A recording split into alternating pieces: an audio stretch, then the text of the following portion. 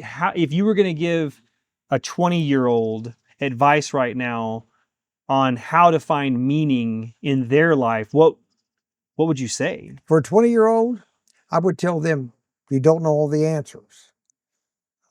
That's okay. Relax. It's okay. We will continue to teach you what you don't know. And it's okay that you don't know. Take that off your shoulders.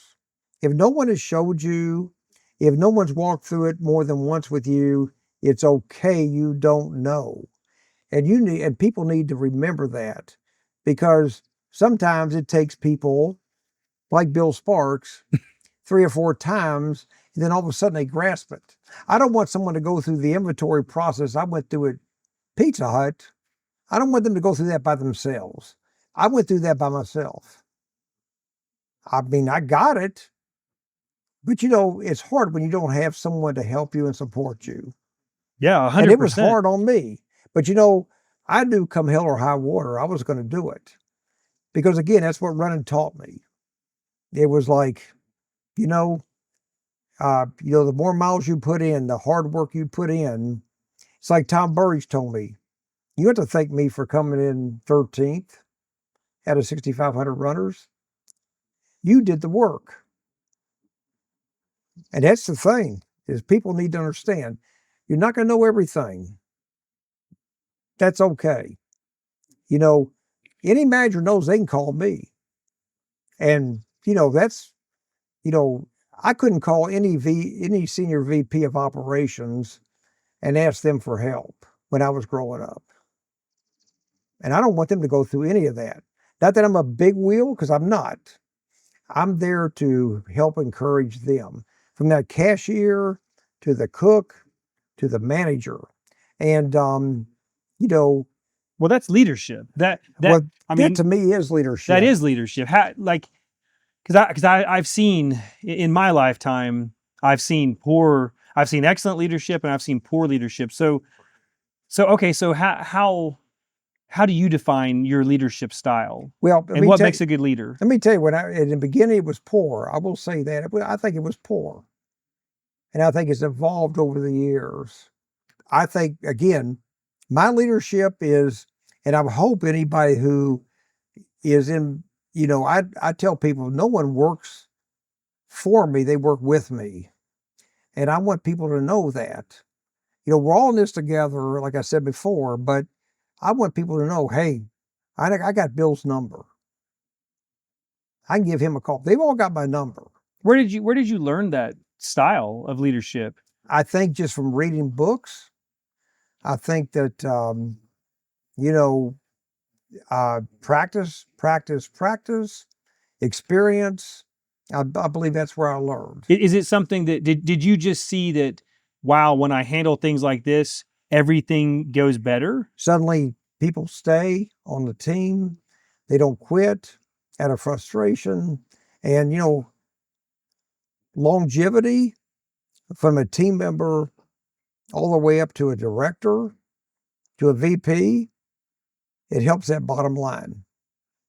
And that's what I looked at. How can we're all in this business to make a bottom line, to make a respectable bottom line, not to squeeze costs so much that people are getting bad food or they're not getting a great experience when they walk in the door. That we've squeezed labor too tightly, but we all need to make a respectable bottom line. My owners need to make a respectable bottom line. And our company restaurants, my CEOs expected them to make a respectable bottom line.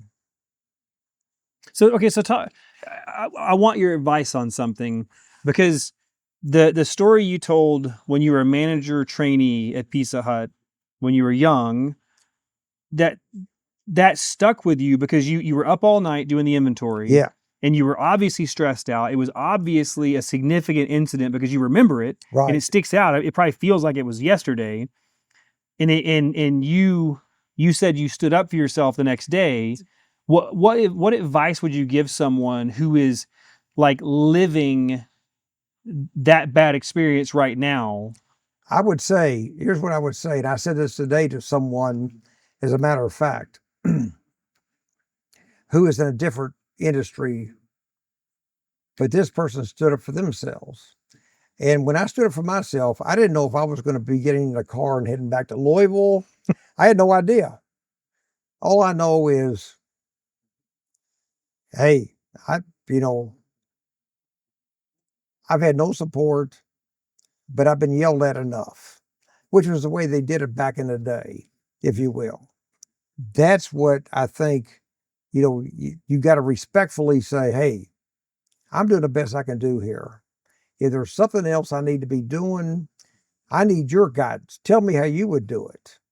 And if you're a good director, area supervisor, in my position as a senior VP, you know how to do it. Not that you got all the answers, but if you don't have all the answers, you know people who could give them to you. Right, but where Eh, did you learn to communicate like that? Because is that a personality thing? Because people get emotional. Like if you're living that bad experience right now, and I've seen countless examples of this, then it's gonna bring in all kinds of emotions from other things in your life, Right. and it's gonna be easy to just sort of like deal with it for a long time and then explode. Yeah. Where did you learn? Because you communicated very well in that situation. Like the next day, you gave him your numbers. He's like, "This looks good." And he's like, "Well, you're damn right, it looks good, but Yeah. I need this, and this." That's Well, effective communication. Where I, did you? I never told him I needed anything because I wasn't that bright, if you will. So that's something that you learned. But I let him, yes, but I let Okay, him know, hey man, I made it. And I kind of, he kind of got the undertone that I made it without you because he couldn't do it. He didn't know how to do an inventory. really? No, he didn't have a clue. Good. I mean, don't get me wrong. Again, I've learned from fools and sages. But yeah, I'm not saying, but he was in the middle. But he pushed me hard enough to know that I would figure it out. And, I don't want people to, and my dad was an encourager too.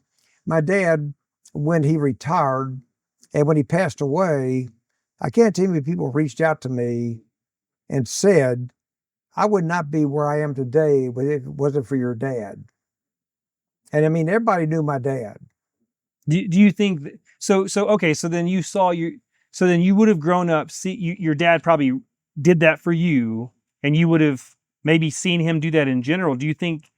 Because I want to get back to the idea Yeah, of how would some like how do you find meaning in life, or how do you find maybe it's purpose first, and then that gives you meaning, but how do you find that purpose? yeah. Well, let me just say too that I was fortunate enough to work, you know, for the Kentucky Colonels basketball team. I didn't mention that when I was in high school. 4 years in high school, I was a press boy, if you will. And I was around a lot of people. Back then, it wasn't exactly female, it was mostly men, if you will, because that was the way it was back in the 70s. But I was a press boy and I got paid two $7.50 tickets, which were the highest price tickets you could have back then. It's not like today where tickets are $100 a game. You get paid in tickets? Yeah, that's why. Yeah, I mean, we know there was no money, but I was fortunate to be around players and around Dave Vance, who, if you screwed up, he'd tell you. I mean, but he was a nice guy. Not that you screwed up often, but that may have been where it came from. But if I look at my life as far as being an encourager, which my dear wife reminded me years ago that I was, I'm blessed to have her because she reminded me I helped her. I mean, she grew up with, 9 kids and a good family, but, she never felt like, you know, she was enough, if you will. And because I was like, I mean, my wife, like we were saying at dinner, I mean, you know, my wife could have been an open heart surgeon. I mean, I cook chicken, right?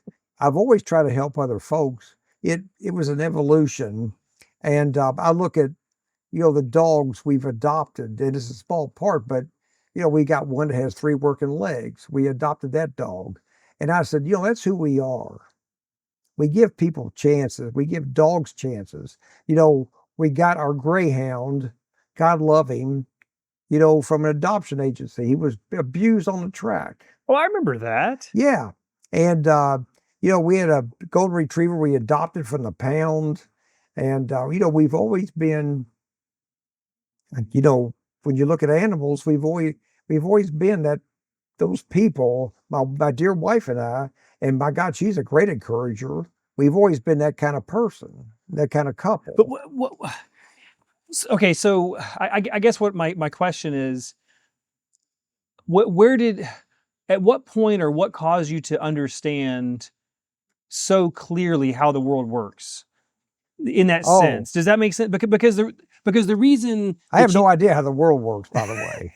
but you understand how not everyone comes from the same Yeah, like starting point. Like some people have really rough backgrounds and childhoods. They have things that are against them. They whatever. Like you and your wife both have like a deep yeah. understanding and compassion about that. Is that something that you knew? Did you see that as a kid? Did you what? I mean, I was always a nice kid. Don't get me wrong. I mean, people remember me in my class as friendly. I would say I was always an encourager, but I never, you know, made fun of someone who was this or that. To me, it was troublesome. I never made fun of anybody. You know what I mean? I didn't feel good about that. Um, where some other kids who were not quite as mature, well, I wasn't mature either, but well, they make fun of somebody. I could not do that.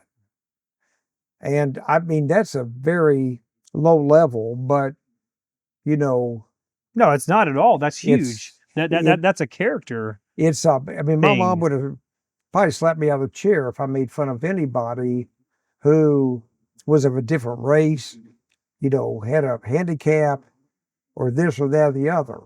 I'm not sure that that's where that came from as a seed, but it grew over the years. And I saw these folks that needed a hand up, if you will.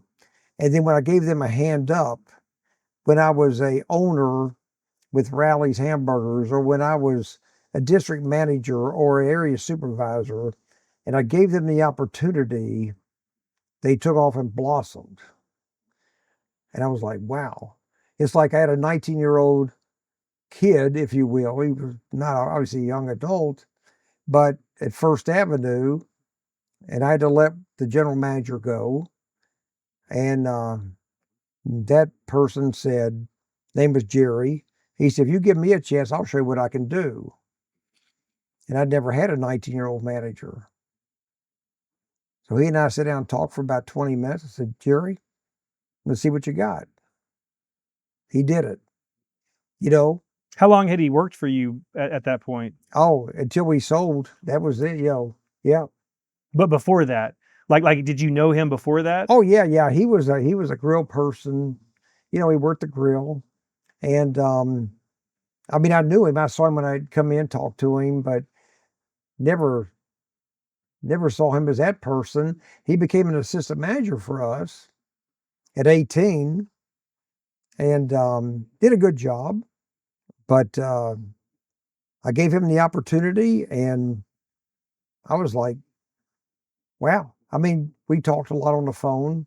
I went to see him, inventory, helped him with this and that and the other, but he blossomed and did a great Well, job. you build people. I think that's probably the best way to say it. Well, that's what I try to do. You know, I want to I want to help people. And this business is hard. The restaurant business is hard. I mean, it's very difficult, but it also is very lucrative, profession as well. And it pays pretty darn well. And so if I can help someone go to the next level, that's what I'm all about. I mean, I think it really dawned on me when I went to Houston, Texas, and started working with some of these team members who showed a desire. Suddenly they became assistant managers for me, and I was the training manager. And Michelle was one of them.